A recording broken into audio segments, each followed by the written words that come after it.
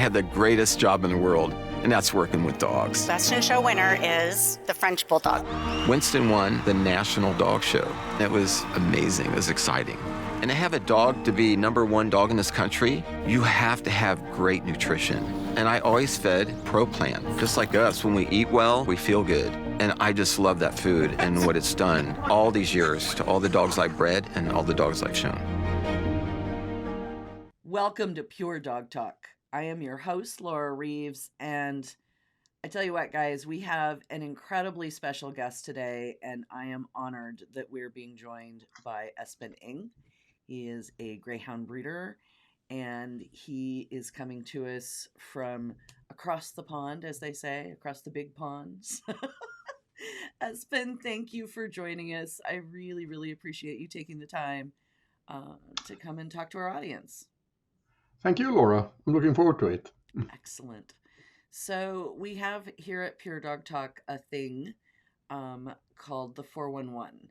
And yours is, I believe, a very familiar but also unique story. So I thought perhaps you would share with us sort of your personal story about how you got involved in dogs, why you were involved in purebred dogs, dog breeding. You started with your family, isn't that right? Yeah, I kind of inherited the interest for dogs in general and greyhounds in particular, because my mother started up with the greyhounds in 1955.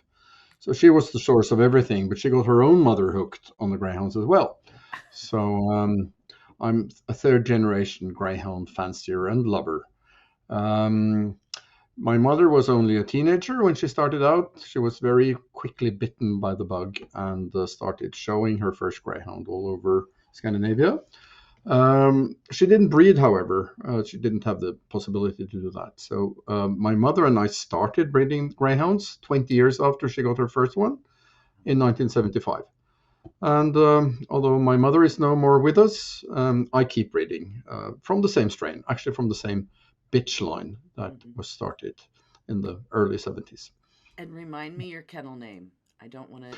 My kennel name is Jets. That is named by my own first greyhound, who was born in 1966, but that was a male, and he's also in all our pedigrees. Mm-hmm. He was called Jet Commander, and our prefix is named after him. Greyhounds, to me, they're such an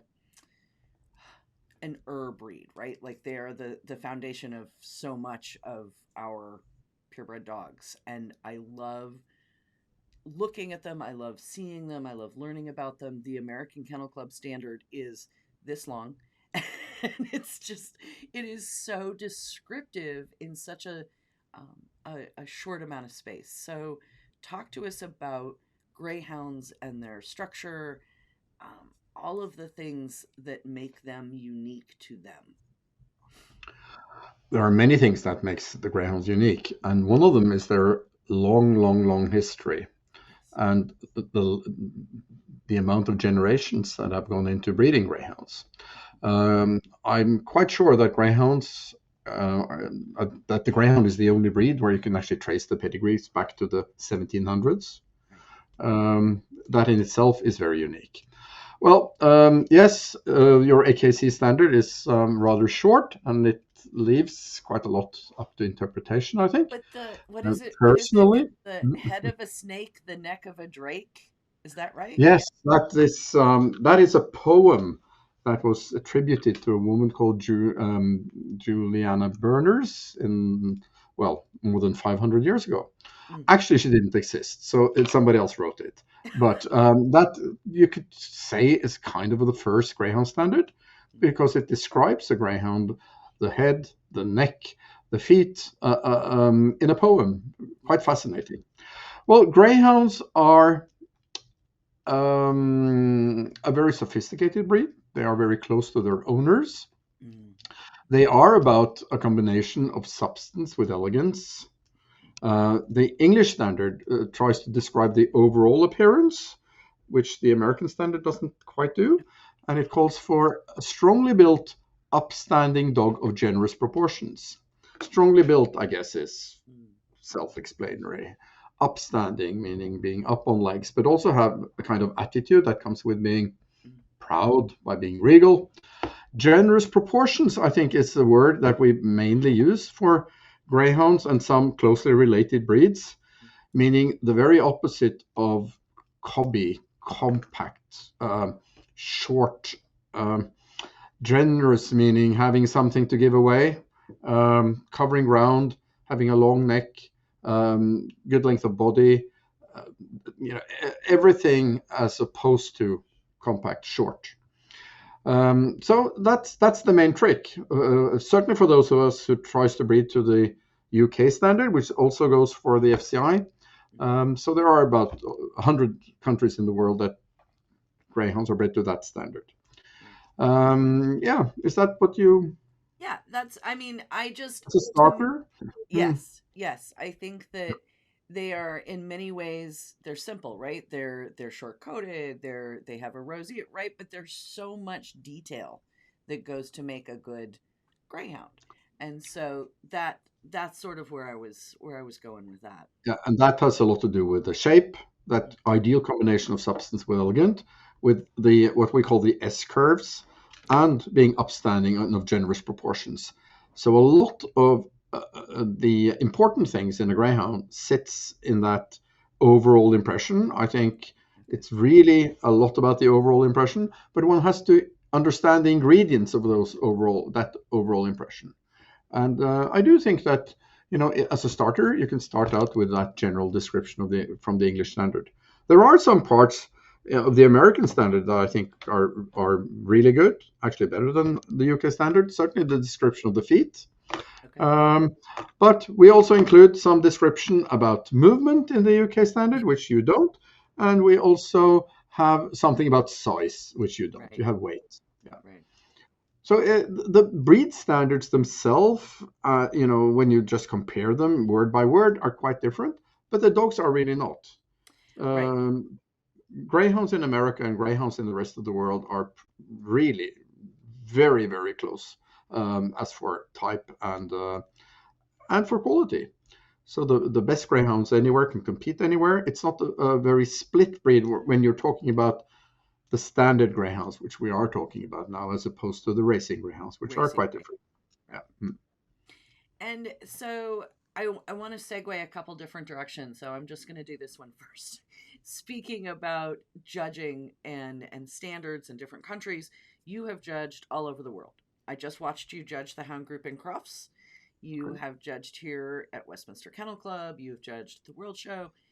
That's a lot of different standards, different ideas, different dogs, different quality. Not very many people have the privilege to judge at that high a level that consistently. So talk to us a little bit about that and some of the challenges and some of the things that you've learned from being able to do that. Yeah, it certainly is a privilege, and it's certainly something very enjoyable to be able to travel around somebody else picking up your bill, to enjoy looking at dogs, feasting your eye on dogs, getting that little tear in your eye every now and then, maybe a goosebumps every now and then too, which is really one of the reasons for doing it. But it does also present some challenges and some difficulties. Some breeds do have very different breed standards, and that can certainly pose some difficulties. Other breeds, actually, the breed standards themselves are not that different, but the development of the breeds are. So they have developed in quite different directions. It's well, obviously, and I think we need to state that from the beginning. If you are willing and able and do undertake judging a breed in a foreign country, you have to respect the breed standard in that country. I mean that should go without saying, but it doesn't always. Right. So your first job, if judging in another country, would be to really study that standard very carefully and try to interpret it. If the standard is very, very different to the degree that it's practically not the same breed, I think it makes sense not to do it. Then you are probably not contributing a lot if the breed standard is that different. And also to the degree, some breeds that are so different in different countries that you cannot use your instinct, your radar. As judges, we all have, or we should have, a template as to what the breed should look like, and also like a goal around that. I mean, what do you call that? If you go shooting, you have the 10 in the middle, and then you have 9, 8, 7. Yes. What is that called in English? Target. The target, yeah. You need the template, but you also need that target, because your template is very unlikely to walk into your ring. You have to learn how to deal with the deviations from the inner 10. So, and for that, you need to have seen a lot of dogs, to have analyzed a lot of dogs, to have gotten to have a radar that will tell you immediately when the dog walks into the ring. You have a class of 10, 2 or 3 of them are in contention, some of them are in the middle, and some of them are definitely not. That radar has to work. If it doesn't work for that breed in a country, you cannot do a good job. It's not going to be very enjoyable for yourself, it's not going to be very enjoyable for the exhibitors, and it's not going to be very enjoyable for the organizers. So it's a lose-lose as opposed to a win-win, I think. So there are some breeds that I try to avoid because I don't think anybody gains from it, judging them in countries with a very different tradition. So, But I'm happily, going to put for you on the most breeds, spot. I'm going to put you on the spot, Espen.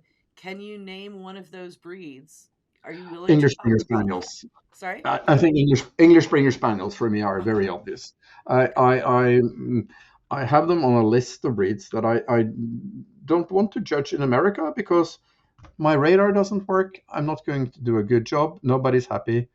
We're all better off for me not judging them. That's an obvious example because they do have a very different look, and my radar doesn't work. I don't want to stand in the ring just being silly and pointing. When my radar doesn't work, I don't work. I can't judge. I love your description of that, and the idea of the target and working out from the 10 to the 9. Talk a little bit more about that. I think for people who show their dogs, who judge dogs, that's a really beautiful image, and it might help give people an idea of how judges are sorting the dogs that they see. Yeah. Certainly, very, very few dogs, if any, are good enough to be your template. They will all have something that you do not appreciate, at least a deviation from the 10 to the 9 to the 8. I mean, hopefully, if the dogs that are shown don't have a lot of zeros, I mean, they're not totally terrible at anything, but they do deviate in quite a few traits from your ideal. Now, of course, also, okay, and that's where your radar comes in, and that's also where your priorities come in. Which deviations can you live with? What are your must-haves in every breed? I guess that is quite to a large degree a personal thing, because no matter how good a standard is, and there are some wonderful standards around, some wonderful American standards. I absolutely adore the American Afghan standard. I think it's fantastic. That's a piece of art in itself, as is the breed. And I think that breed, being a piece of art, deserves a standard that is a piece of art, much better than ours. But it doesn't really prioritize for you any standards. Very, very few standards will say, this is more important than this. They may indicate that there are some things that are serious faults, but still, the standards are only helping out by trying to describe an ideal. And they don't really help out that much in sorting out the deviations from the ideal. So that's where this target comes in.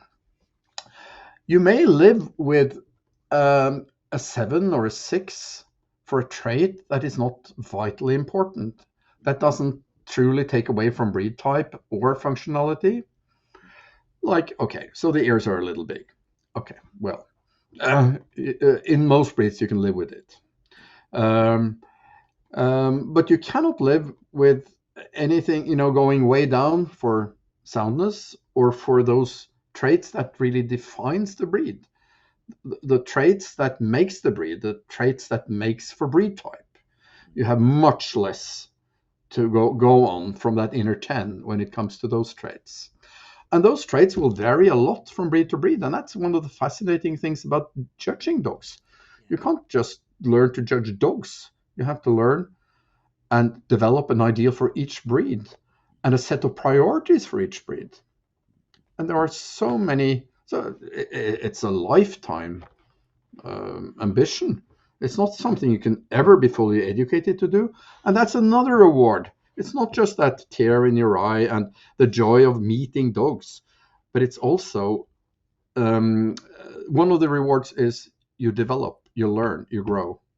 And if you stop doing that, you have probably already lost it as a judge. That is also part of the rewards of judging. And then, of course, if you are judging somewhere else where you haven't seen the dogs and you're confronted with different virtues, different imperfections, and you have to maybe adjust your priorities a little, that's really when you grow the most, I think. Yeah. To judge the same dogs in the same country over and over and over and over again, it's not nearly as developing as actually being faced with totally new sets of qualities and having to deal with that. And you don't have a lot of time to do it. You're already in the ring. So you have to adjust there and then. But there are limits to how far you can adjust. So I think it makes sense. You stay away from where you cannot contribute, and you give your very best where you can contribute something. Mm. That's really beautiful, and I think that has a lot of value. Trupanion is revolutionizing medical insurance for pets by providing the best possible experience to our members. And it's not some space-age dream. It's happening now. We pay your veterinarian directly while you're checking out, and we're the only ones who can, which means you have decisions in seconds, and you don't have to wait for reimbursement. So unlike with other providers, you'll keep more money in your pocket. Ask your veterinarian if Trupanion can pay them directly, because there's pet insurance, and then there's Trupanion.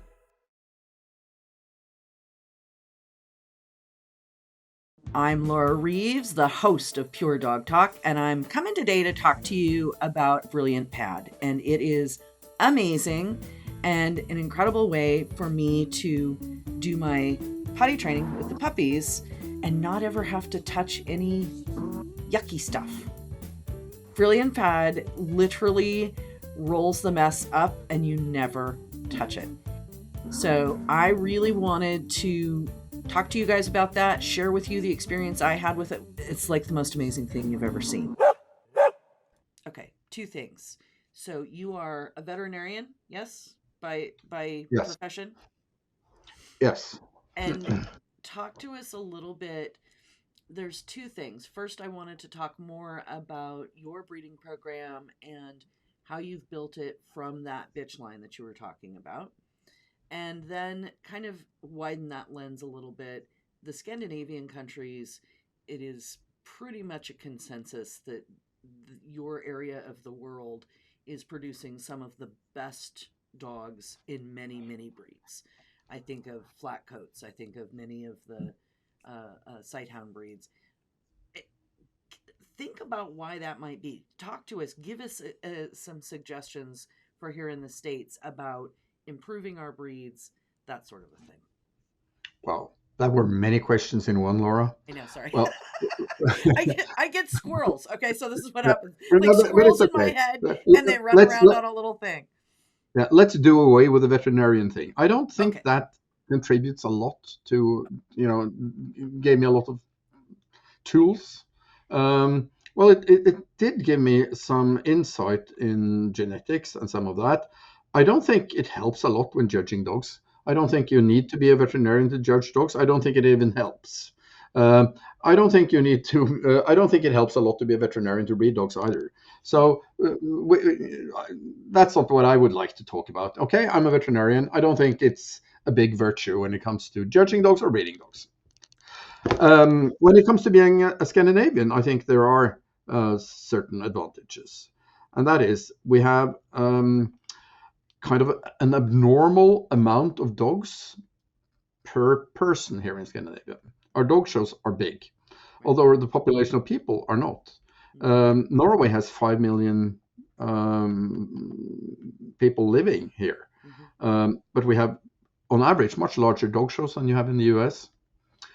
I also think that the fact that all the dogs are critiqued at every show, the good ones, the bad ones, and the indifferent ones, they are all critiqued, which makes for a lot of consciousness. A lot of, most dogs at dog shows go away with nothing, but they go away here with a critique. And the judge is expected to give their reasons in that critique for why this is a winner and this is not.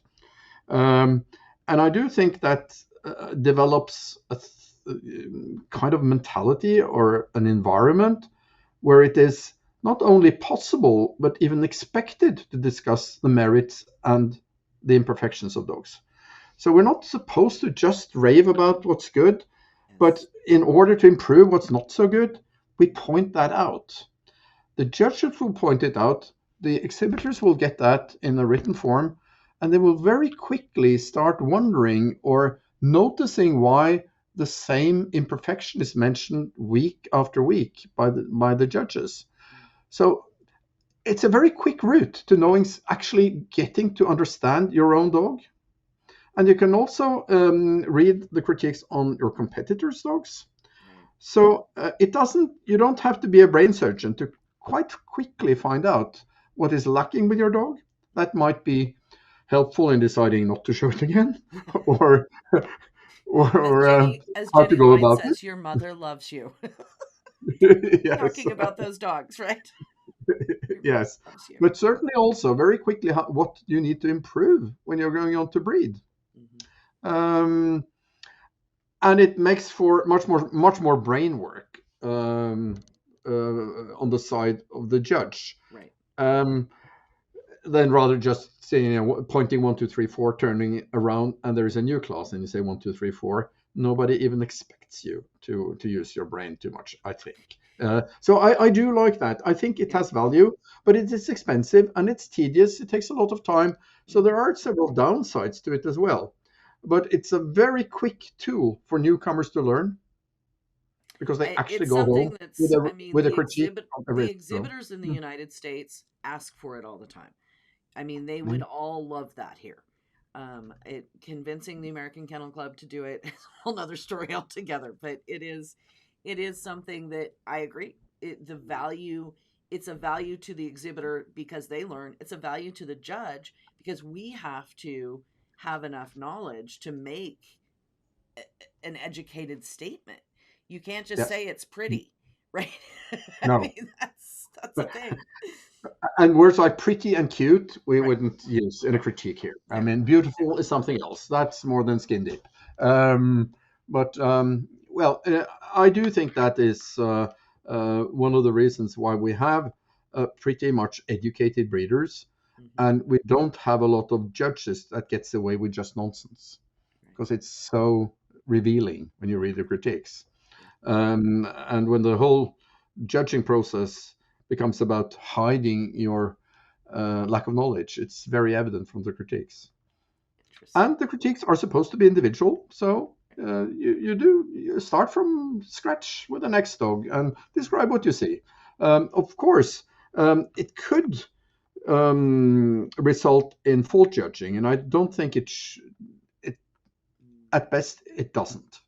You can mention something which is not great on or perfect on the dog without making that your main priority when you actually reward it. We also have this system of quality rating. So it's not good enough to be the best of a bad lot. If you have to have the quality rating excellent to be able to compete for the CC. So at all shows, there are dogs that are, there are breeds where no dogs are rewarded, or classes where no dogs are rewarded. And it's practically the norm when you judge a dog show here. when you go home in the evening, you will have withheld something. Hmm. And we don't even think of it as withholding. We don't use that word.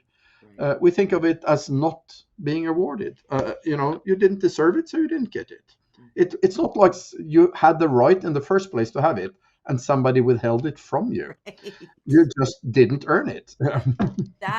That little twist of mind, though, Espen, that is so on point. In the United States, these exhibitors, many of them believe perfect poopsie prisky pet should get a ribbon. And if you don't give them the Yes. ribbon, they're horrified. Yes. I have that impression too.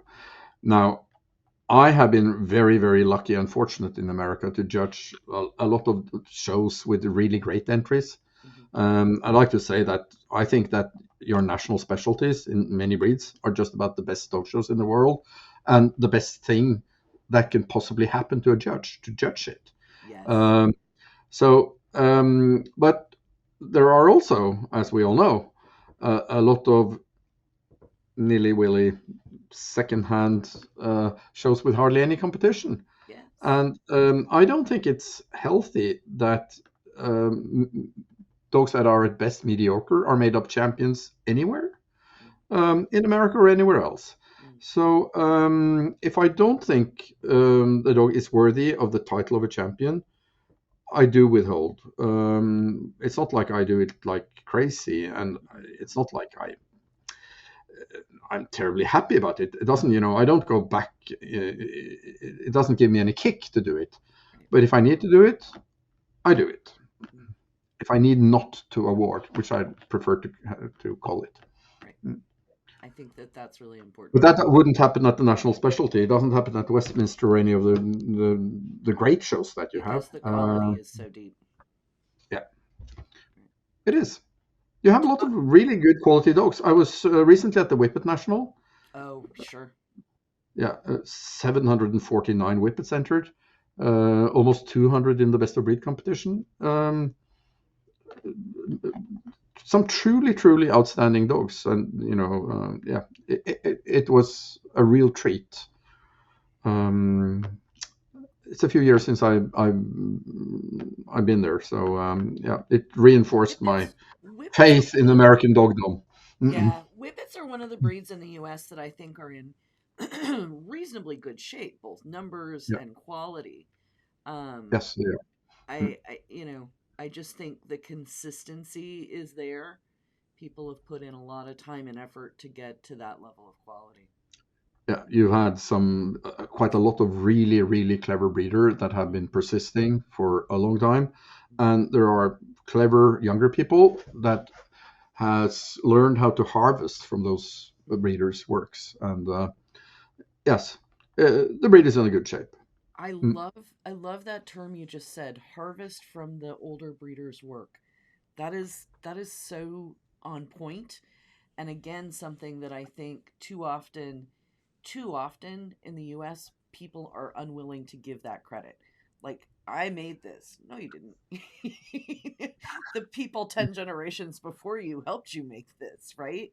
And I think talk a little bit about that. This, I want to tie this back to, you mentioned the breeding program that you're working with from that bitch line, and this is something very important to me. It's something I've done in my breeding program, but being able to follow that bitch line and what are you pulling forward, and talking about building on the work that other people have done. yeah, sure. Um, when we started out, there was a combination of two very different British strains that had proven that it worked, Mm, really worked. mm, Um, a lot of those two breeders were at the end of their career, mm, and they hadn't mixed their dogs a lot while they were still active. But some very clever breeder very quickly found out that combining those two lines worked extremely well and produced dogs that had been almost unheard of before. mm, Truly high quality. So we collected different crosses between those two lines mm, to combine our own strain to start out with. Uh, and I do think it helped a lot that my mother had been active in the breed for 20 years before breeding the first litter. And she had been judging for many years as well. So she did know a lot. We didn't have to do a lot of the beginner's mistakes. So from day one, we were able, largely, of course, due to her, because I was a teenager at the time. We were able to start at a high note. And the way we did it was to acquire a bitch from a repeat combination. Okay. That first litter, combining, which was as much of an outcross as you can possibly get in greyhounds, actually, that had already proven to be a really, really successful combination. And then when the breeder repeated it, by luck or persistence, we were able to buy what we consider to be the best bitch in that repeat litter. And she turned out to be just as good as, or probably better than, those puppies from that first combination. So we were able to start with a really phenomenal bitch. And we had a phenomenal male at the time too. He was runner-up top dog all breeds in Norway. And maybe if we were amateurs, or if my mother was an amateur, we would have bred those two together, but they didn't really fit. We would double up on faults. The male turned out not to be a good stud dog at all. I mean, he had lots and lots of litters for other breeders. We never used him. So rather than using that top winning, really beautiful dog, which didn't fit the bitch, we didn't do that from the start. So our first combination was quite successful, and we got an outstanding bitch in that first combination. And then we quite quickly realized that in order to progress, now we have like 2 generations of phenomenal bitches. We would never be able to be big breeders number-wise. We didn't have a big kennel. We didn't have the lifestyle, the facilities to breed dogs on a large scale. So we had to make a system where you can actually breed successfully from a limited number of dogs. And I thought that why not just base it on breeding from the very best bitch of each generation? And that's what we did. When we were at the most active, we would have 3 or preferably 4 litters from the very best bitch of each generation. Mm-hmm. And as greyhounds are very fertile, you'll get an average of like 10 puppies, or 9, 10, 11, 12 puppies. Each of those top bitches would then have 20 daughters to choose from. I mean, in every litter, we would keep all the bitches that we thought were good enough. Most of the time, never just 1, 2, or 3. We'd run them on until they were fully grown. So we would know for sure who was the best. And selected the best bitch of each generation and repeated that. She had 3 or 4 litters. She had 20 daughters. You chose the best of those 20 daughters. Now, if the mother is great, the grandmother is great, and the great-grandmother is great, you're very likely to get a really good one out of 20 bitch puppies, aren't you? But we also need some males to breed them to. I was just going to ask, so how did you do that? What line did you come in with? We also chose the second best bitch in the generation. Remember, the mother had 4 litters.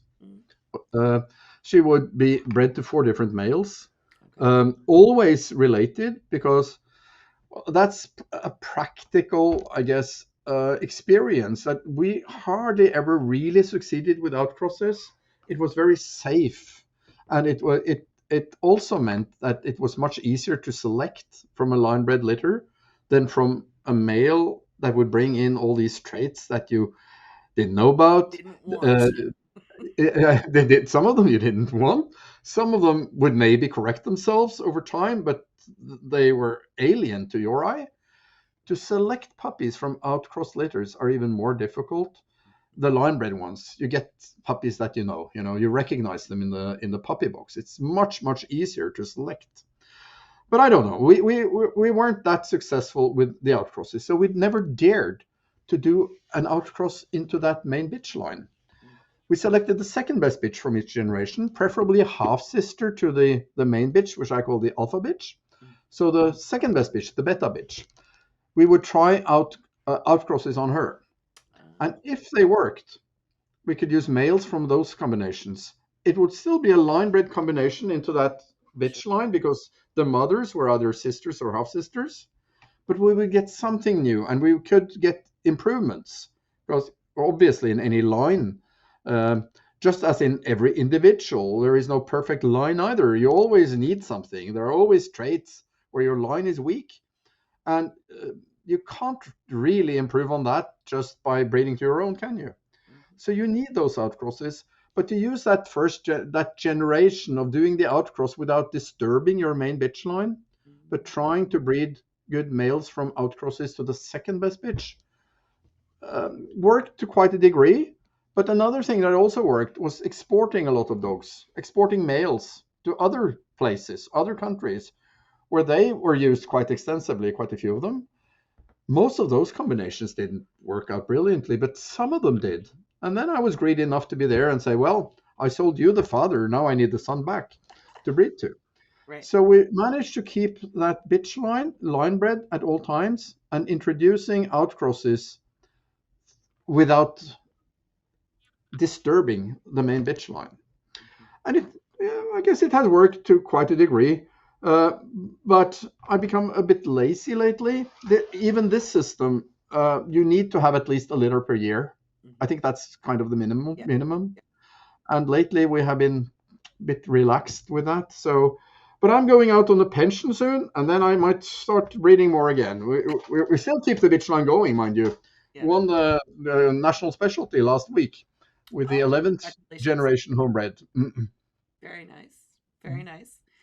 I love these types of conversations. They just inspire me. I had a conversation with Sue Hubner from Cordmaker Puppies, very similar, and talking about, and I'm like, can I just go home and just it's very rewarding to me to have these conversations. It informs me, it informs my listeners, and I think that is a real gift that folks can give. It does. The beauty of this system is if that bitch is outstanding and she comes from an outstanding bitch line, you can double up on it, you can quadruple up on it. Our last litter had our bitch line 86 times in the pedigree, and that doesn't seem to hurt them. But of course, you have to be aware of some dangers. You could run into decreased fertility, for instance. You double up also on recessives that are not necessarily natural. And that has happened too. But then you have to be brave enough to cut that out. We've had some litters that frankly, they were all discarded because different things. Either a confirmation, but also run into some health issues that an unhealthy inbred or line bred dog is really worth nothing. Yeah, right. What what do you guys run into in greyhounds for real, major health issues? Yeah, we in the old days we hardly had any, so we could do all our selection based on temperament, type, quality, which was a really good thing when you wanted to breed quality dogs. It wasn't about avoiding things; it was always going for the positives. Right. Those were the glory days. We've had a disease in greyhounds called greyhound neuropathy, which is a very serious disease. We actually haven't had any puppies for sure that had that. Maybe we did more than 40 years ago in a litter, but that was never diagnosed. But it's a recessive disease where basically the puppies are healthy until they're around 3 months, and then they start dying, and they're finished dying by 7 months. The nerves and the muscles degenerate to the extreme, and it's not compatible with life. So that's a very serious disease. But there is a gene test for that, and um, hardly any. Actually, in Norway, none puppies are born with it because we're not allowed to breed two carriers together. Right. I think that could be a good rule anywhere, Yeah. actually. But Norway is the only country where that is actually regulated, so you're not allowed to register puppies from two carriers. Interesting. But we also have some other diseases, and maybe I have more. Well, I'm at least testifying to the fact that quite a few puppies have been born in my house that has another kind of weird neurological disease where they bite their feet. It and they do that in attacks. It can be frequent or infrequent, but it's very, very acute when it happens. Mm. And I've had 2 litters where I've had quite a number of puppies with that disease, and those 2 litters I have decided not to breed on from. All my own dogs are now healthy, but I have a bitch in the pedigrees that had this, and I'm worried about it. It's They don't die from it, but it's quite, yeah, it's serious, certainly serious enough that we can't just discard it. So the Norwegian College of Veterinary Medicine has established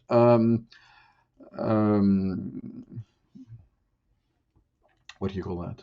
A project to find out about this. Yeah. So and they have invited all greyhounds in Norway, both healthy and unhealthy, as for this disease, to be tested and to have. They take blood, they do X-rays, they do a lot of things. And I asked all my puppy buyers and brought all my own dogs, for both the healthy ones and the not healthy ones, for testing.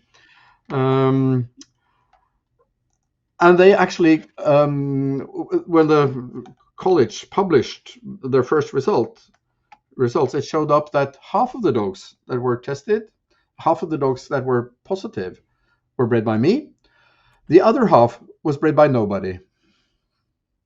Nobody else admits to it. Nobody else will tell you that they have it.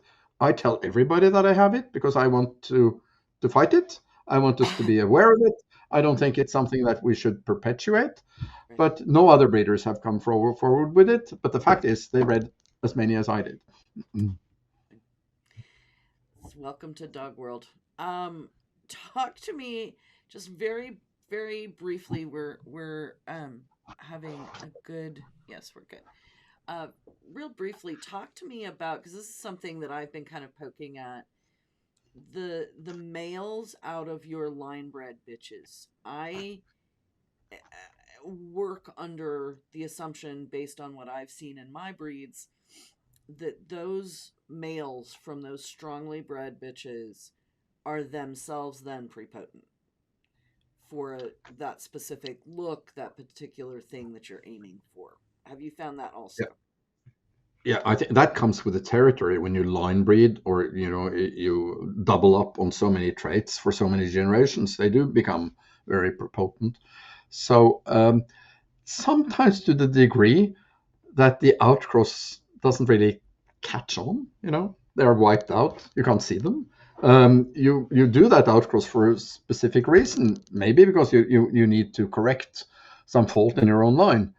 But if your line is so strongly bred that outcross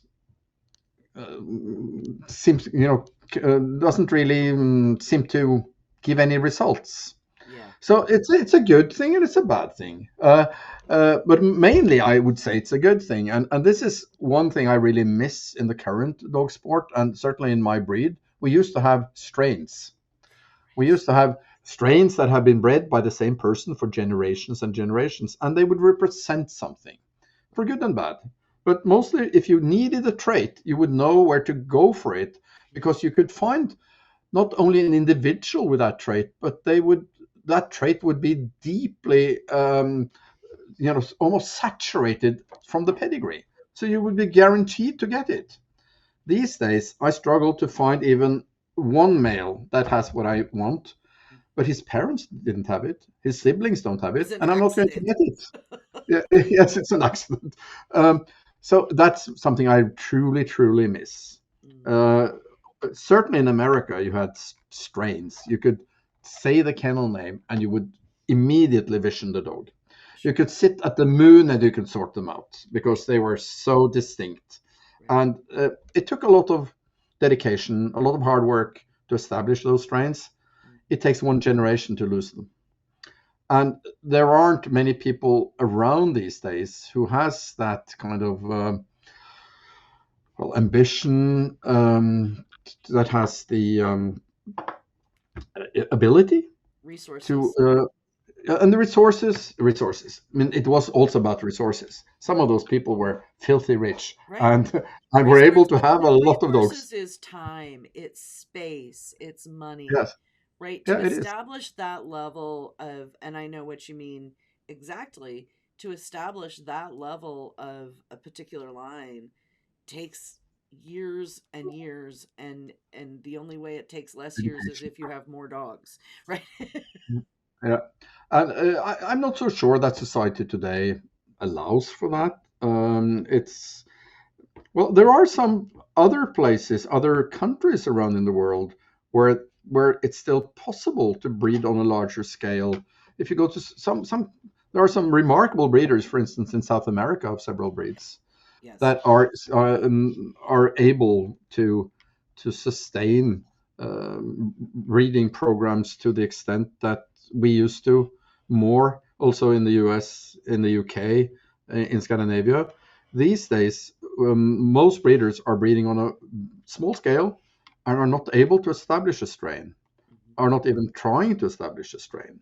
But also the pushback from the anti-inbreed, anti-line breeding society has told all current breeders that line breeding is not a good thing. Oh, You should try yes. to go for zero point 0.0 when it comes to inbreeding coefficient, I keep and trying to that's tell people if you have a zero point 0.0 COI, you don't have a purebred dog. no, exactly. Yeah, that's what I think too. Yeah. Um, and I don't know how we're going to handle this really in the future. The lack of strains, the lack of family types, the lack of people persisting for generations after generations. It's going to be difficult to breed without any sources to go to. And I'm sorry to say, I'm not a big fan of the co-breeding things either. We never co-bred anything. I Right. wouldn't be able to compromise. Um, and I do think a lot of the co-bred dogs look like they're bred by committees. Somebody bred the Mm. tail and somebody else bred the hindquarters. Um, all those, I think, breeding dogs is about being persistent and having your priorities, your own priorities. Um, I see it from the practical point of view. Of course, it's nice to co-breed so that you can split the litter and don't have to worry about puppy buyers and whatever, and you don't need to keep the dogs in your own house, perhaps. But I think there is a lot of value in keeping the dogs in your own house too. We always kept our own dogs in our own house. We always showed our own dogs. We always bred our own litters. They were bred at home. They were raised at home. Mhm. Um, you know your own dogs much better that way. Yes. And also the environment. That's also one of the beauties of keeping several from each litter. You standardize the environment. Mhm. They get the same food, they get the same exercise, they get the same, everything is the same. So when they end up at 15 months looking like they are, you're looking at the genetic differences and not environmental differences. You can sell a brilliant greyhound to a newcomer, and it will not look brilliant at 15 months because they don't have the ability to Well, know how to or regulate feeding, exercise, you all of don't know what was right. So when you're in control of all the parameters, you know it. Yes. what it is. If it's over here living with someone else, you don't know that. And that has been something I've struggled with for years because I have never really I was a professional handler. I had, I didn't really have the way to keep three or four from a litter. And I have wire hair pointers. You don't want to keep three or four from a litter. Okay. They're a lot of dog. Yeah. And so you'd place that really promising dog with somebody, and you'd see it at 6 months. You're like, What? Yeah, it's not so promising anymore. No, Not so and promising maybe anymore. that was the best one, the one you should have kept. Yeah. Maybe that has the genes that you should Yeah. breed on from. I Yeah. don't want to risk that, so I keep the ones that I think have the potential to be the next alpha bitch. Mhm. So I don't think we ever missed one. And so if you by that method, we probably ended up with the one that, by our definition, was the best and genetically the best, and not just the one who had the best environment, which will not be inherited anyway. Right. Right. Mm. And did you ever keep your own stud dogs, or did you always place the males? Yeah, well, more we did on exceptions because we were lucky to have some exceptional males, but in the main, we have placed the best males with very experienced male owners. Hmm. I mean,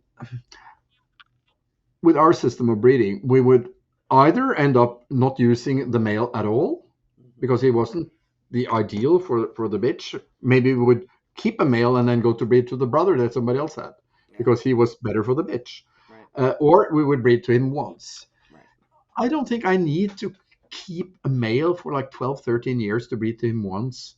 Then I can sit in the car and travel for a couple of hours and Right. go to that person who I trust keeping males, somebody who had males for years and years and years. And for quite a while, my mother kept males and I kept the bitches. Yes. So, but we didn't really end up using them a lot because they were not normally not the right answer for the bitch. Interesting. Um, because I think that's another really crucial thing when making any combinations. You go to the best possible male uh, for your bitch, combining information from the pedigree and from health, temperament, and certain conformation. It's so unlikely that the answer to your dreams sits in your own bedroom, and that one male that you kept, it's so unlikely that he is the ideal for your bitch if you use the world as your playground Mm. and would consider any male that still related to your bitch. But it doesn't have to be your own, and it hardly ever is. It hardly ever was. So we found out there is no reason to keep males. Let them go to good male homes. If we end up breeding to them, we travel for those few hours, and we don't have to sit with a male for 13 years to do that. And in Norway, do you guys, I know certain countries have different rules. How are you guys with frozen semen? Are you able to Really, incorporate that? very, very clever, actually. Intrauterine Mhm. deposition of semen was developed in Norway in Okay. the early 70s. So Okay. this really, really works. People travel from all over Europe to have their bitches inseminated in Norway because we have the very, very best people doing that. Not me. I tried and I failed. I'm not very practical. I have like 10 thumbs, so I can't do it myself. But this is something that really works in Norway. And we have a lot of litters in many breeds over a period of more than 50 years now from Mm, frozen semen. mm. Very So nice. it is. I have some semen frozen, um, and it's an insurance in a way. If something goes really wrong, I might use it. I haven't used it a lot because I happen to hope for and think that I can improve a bit on my dogs over generations. I haven't felt the need to go many generations back because I do think that in the main that would be a backward step Mm, in my own breeding anyway. But mm, it's a nice insurance to have if something goes really wrong. And if it's not that far away, sometimes use semen on like a couple of generations back. mhm, And I have some semen now that I'm considering using because I have lost, although I do think that the quality has improved slowly overall. Certainly the general or average quality has improved. But there are some traits that I have lost on the way that I might want to pick up again. But I have also seen a lot of litters from old frozen semen where people have been very enthusiastic and thinking, oh, this is it. when actually it's been a big step backwards. Mhm. The results haven't really matched the expectations. Interesting. So it's not like a automatic Well, success to go back generations. it's not a cure-all, I think. No, and if you are a clever breeder and you select slowly and surely, you are going to make progress in some ways. If you didn't make progress over a number of generations, you're not a very clever breeder, or are you? You know, progress. Everything is progress. Sometimes in fits and starts, but progress.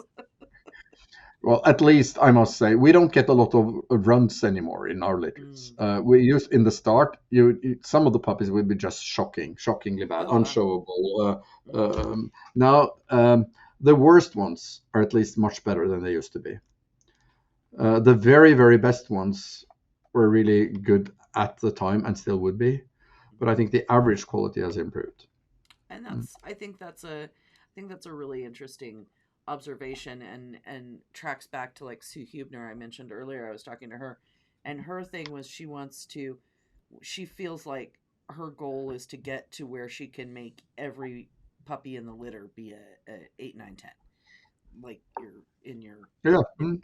And so that was her, like, measuring tool, right? Like that improved quality and consistent quality, which I thought was really, really good. But over many generations, like the 11 that I'm talking about, if it has, I guess, been enough to have 1 to 2 really great bitches to go on with, and doing that over that, selecting the very best bitch and breeding her to really good males, obviously, for that length of time, will raise almost automatically the average quality, because you end up with a whole pedigree for many, many generations with only quality dogs. And I should mention I also breed Griffons, Brussels Griffons, and there are hardly any pedigrees in Brussels Griffons where there are not a lot of ghosts, and they are quite soon behind in the pedigrees too. There are very, very few pedigrees that are consistently bred for generations after generations, and that also means that that breed doesn't breed true at all like greyhounds do. You can breed the most beautiful griffons together and end up with absolute pets. Um, So a and different it's challenge. yes, and you can't make a lot of selection in that breed because they have the fertility is so low. Oh In wow. my first 10 litters of griffons, I had 20 live puppies. So how much selection could I do? Yeah. And you have a beautiful bitch and you breed her and you're lucky to get a daughter. And as I say, even if she has the head where the tail should have been, and vice versa, she's the only one you got. That's the one you're going to breed from. Mhm. So selection doesn't really work that well Yeah. because you need a number of dogs to be able to select. And if you have 20 bitches in a generation and you can select the best two, you can get somewhere. If you have 2 bitches in a generation, how do you select? You select on the male side, and that's only half of the pedigree. Yeah. It's much, much harder to breed Griffons. They are adorable breed, absolutely fascinating. I love them to bits, but they are really hard to breed.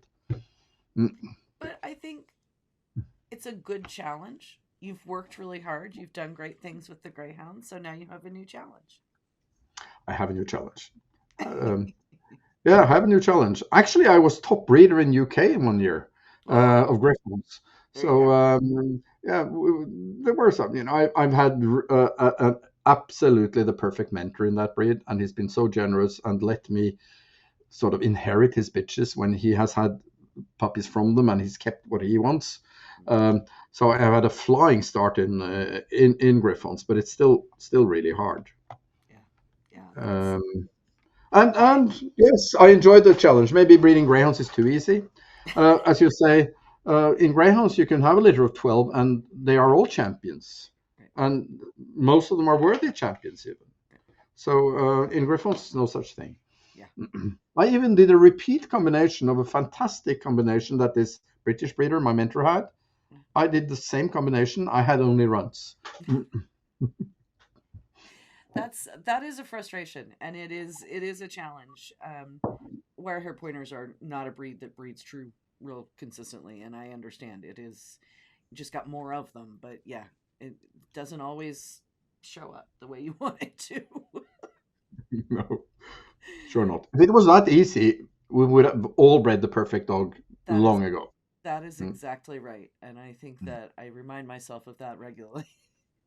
Espen, I really appreciate your time. This has been amazing, and your knowledge that you are willing to share with our audience. So I really appreciate it. Okay. Thank you, Laura, for letting me speak my mind. Mm-mm. Excellent.